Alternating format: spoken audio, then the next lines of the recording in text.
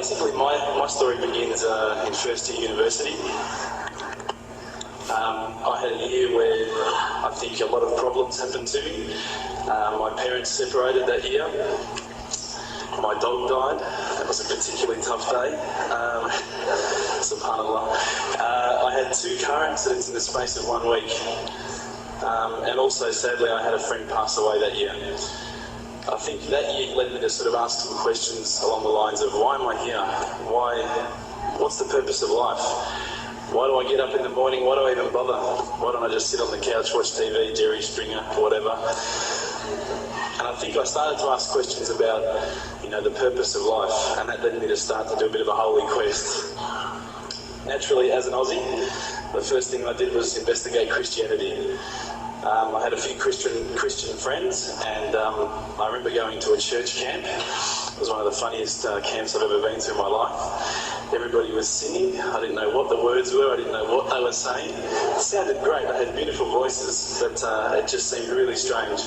And everybody was telling me how much God loved me, and I was thinking, God loves me? My dog died.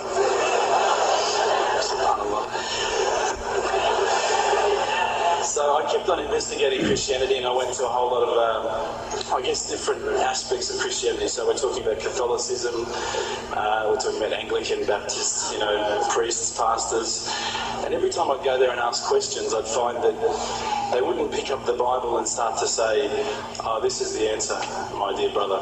They would just start answering me. They would just answer from their own opinions. And I started to realise that there was a lot of interpretations of Christianity, and a lot of people had their own interpretations. And one priest from one church was believing one particular aspect of Christianity, whilst another was proclaiming another.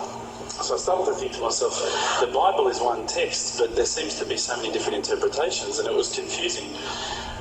At the time, while I was in first year university, I was also working in a service station, one of my part-time jobs. And one of my colleagues was a Hindu, was an Indian Hindu, and we'd regularly change shift. And at that time, I was very inquisitive, and I'd say to him, dude, what's the deal with the elephant head guy? What's the deal with that? Why has that guy got an elephant head? And he's going, oh, that's Ganesha, this. I said, we couldn't have chosen like a lion's head or something a bit better. We'd have, these really deep theological debates while people were buying petrol. And I'd be saying, yeah, but why, bro? $5 of gas, thanks, mate. Yeah, no problems. And again, I found that was very hard to stomach. So I sort of investigated a little bit further. I had a good friend of mine was a Mormon. And I found that this religion actually appealed to me the most out of all of the Christian religions, the Church of Latter-day Saints. They were quite strict. They don't drink alcohol. They don't drink caffeine. So unfortunately, Coke's out, guys, because I know Levos love Coke. But again, there was that leap of faith I felt that I had to make to embrace this religion. And I found that, I wasn't just into making a leap of faith, I wanted proof. I also investigated Judaism, would you believe? And my original name before Abu Bakr is Reuben. So if you've probably seen all the movies, you've seen Reubenstein. At the end, they probably thought I was Jewish, so they thought, oh, this guy's, one of us. But again, I just didn't find what I was looking for. Lastly, I probably looked into Buddhism, and I found that this was probably the religion that I was going to choose. I thought, look, this is great. There's so much... people at peace here. They seem to be really switched on, and they seem to be living one with the world, and that's what really appealed to me. But the more and more I looked into it, I guess I realised that it wasn't a religion of God, it was just a nice way to live. One of my friends, one of my close friends, who's a Christian, would you believe, said, tell me the religions that you've investigated. So I went through them. I said, Judaism, Christianity, Catholicism, Buddhism, Hinduism. He goes, what about Islam? Islam? I'm a terrorist. I'm not going to investigate that religion. I'm crazy. Why would I even look at that religion? But lo and behold, I found myself walking into a mosque one day. This was my eternal quest. So I walked straight in, shoes on, straight across the prayer road. There was a brother praying. I walked straight in front of him. As he went to go into sujood, I almost stepped on his head. Subhanallah, I didn't have any clue what I was doing.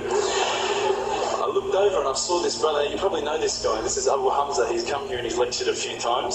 Subhanallah, I call him Abu Da'an because he's got a very large beard, mashallah. He came came walking out towards me and I thought, today I'm about to die. This is the last day of my life.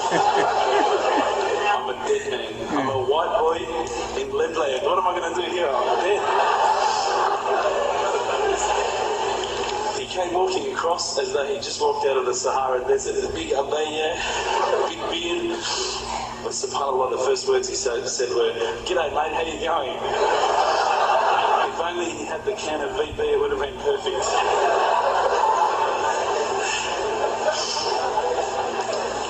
SubhanAllah, I was very taken aback by his welcoming nature.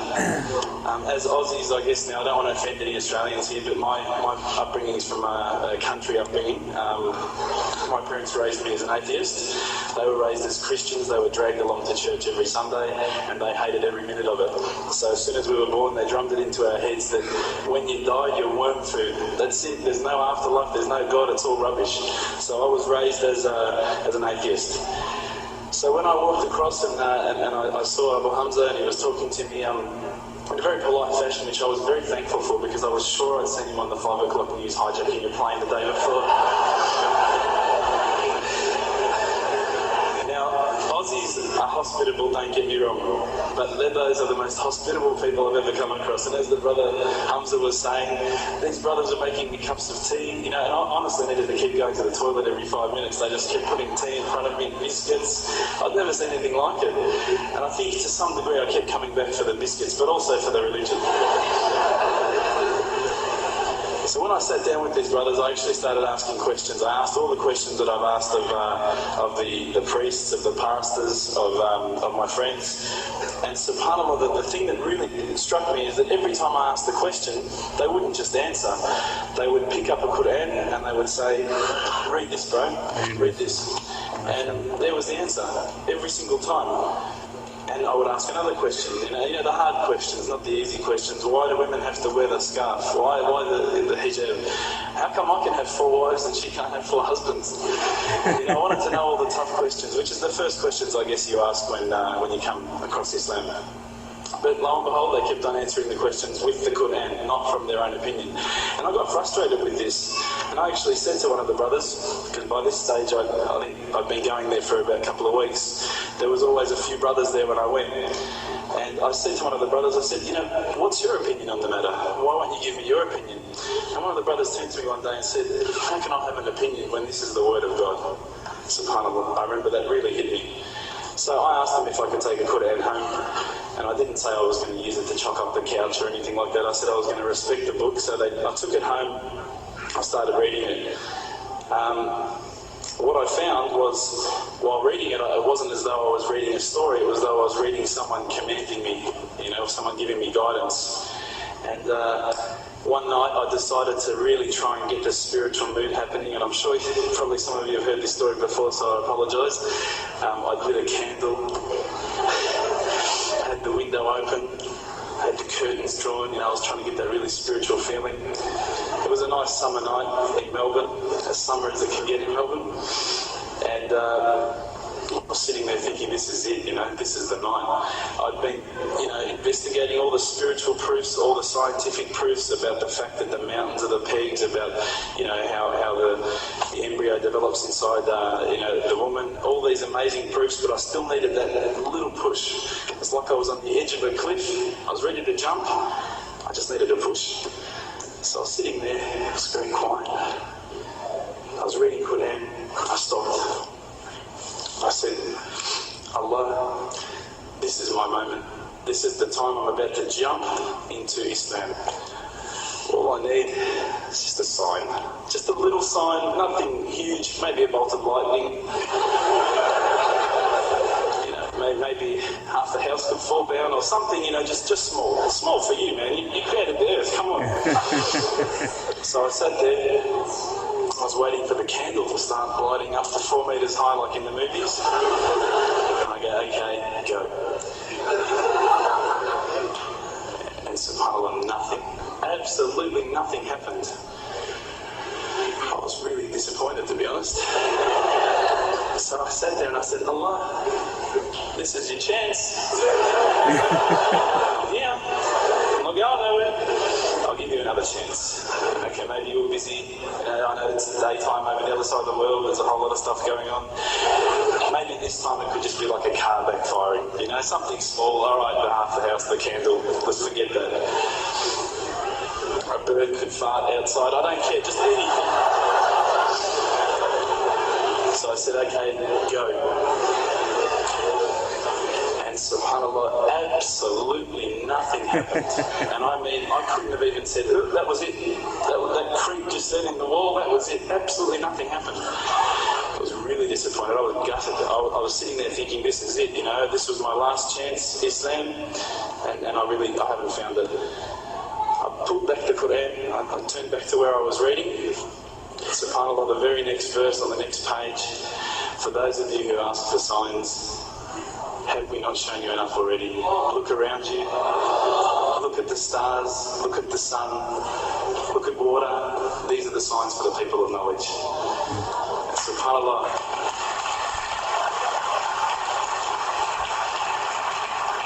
Threw the doona over my head and I pretended I was asleep. I was that scared because I couldn't believe how arrogant I'd been to want my own specific sign when all the signs had been there for me all along. The fact that we have this world, the fact that there is this creation, these are the signs for all of us. The next day I decided this is it, I'm becoming a Muslim. I'd been investigating Islam now for probably about 6 months, to be honest. I went in and I said to myself, this is it, I'm going to make Shahid. I had no idea what I had to say. I had no idea what the words were. It was probably close to Isha prayer, so it would have been, 7, 8 o'clock at night. I went in and I couldn't believe it. There was about 1,000 people at the mosque. I thought, subhanAllah, look at this religion. Look at how strong they are. It was the first night of Ramadan.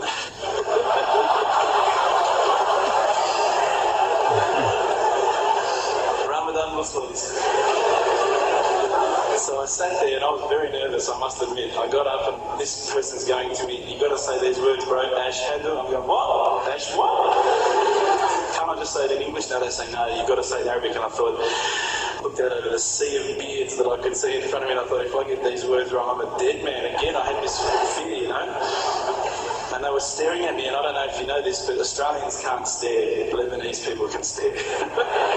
So I was sitting there, I was very scared. I got up, and subhanAllah, as soon as I started to say the words, all fear went out of my mind.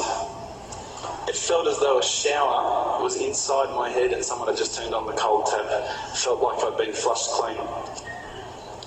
I said the words, and I wasn't expecting so many brothers to come up and yell, Takbir, Allahu Akbar, and start kissing me and hugging me. Now, I'd never been kissed by that many men in my life. But it was a beautiful day, I must admit. And that day was the day that I had more brothers than I could ever imagine, more sisters as well.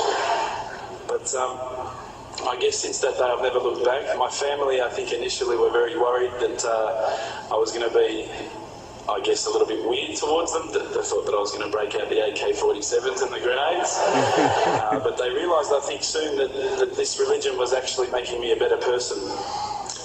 Prior to Islam, you're not going to believe it, I had a mohawk.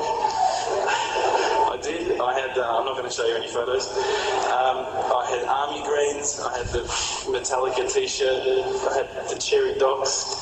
I was shocking, right? I thought I looked great, but I looked terrible. And alhamdulillah, ever since then I look as good as I do now. No, don't laugh, please. But my parents were the first people to actually say to me once, which really amazed me. They said, my father actually asked me for the Quran recently, which I was really happy about. I always thought he'd be one of the hardest people to work on. But he said to me, ever since you've been a Muslim, you've been a better person. You're more reliable. I can count on you to come and pick me up if my car breaks down. Whereas before I got that, I was drinking last night. I don't know if it's still out of my system.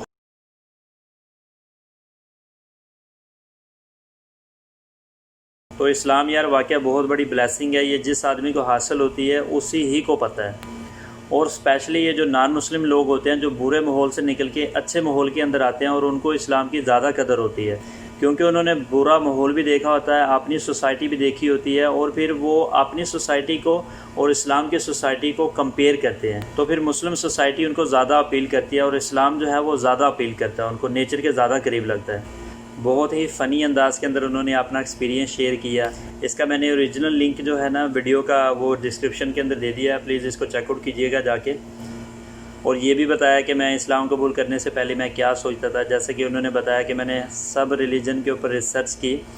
Finally जब मुझे मेरे दोस्त ने बताया कि आप इस्लाम के ऊपर भी रिसर्च करो, तो कहता है कि मेरी सबसे पहली थॉट यही थी कि ये एक टेररिस्ट रिलीजन है। एज़ यू नो गाइज़ कि मीडिया जो है बहुत ज़्यादा प्रोपोगेट करता है इस्लाम के मतलब, लेकिन जब लोग रिसर्च करते हैं जाके तो उनको बिल्कुल डिफरेंट चीज़ मिलती है।